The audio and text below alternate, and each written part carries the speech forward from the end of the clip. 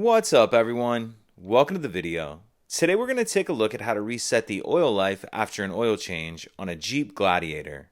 So I'm in the vehicle now. The first thing I'm going to do is put the ignition to the run position. So without pressing the brake, I'm going to press the stop start button 2 times. Now I'm going to come over here and I'm going to do all this using these buttons on the left hand side of the steering wheel right here. So the first thing I'm going to do is scroll up or down and keep scrolling up or down until we get to the vehicle menu screen.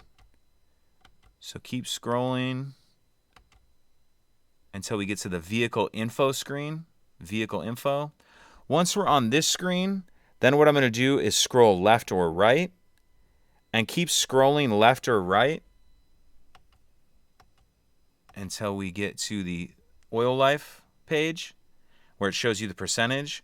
Once we have our percentage up, I'm going to hold down this OK button to reset. So press and hold down the OK button. And then as you can see there, it's been reset back to 100%. If you could take a second to like and subscribe, it helps us out, and I'd appreciate it. Thank you.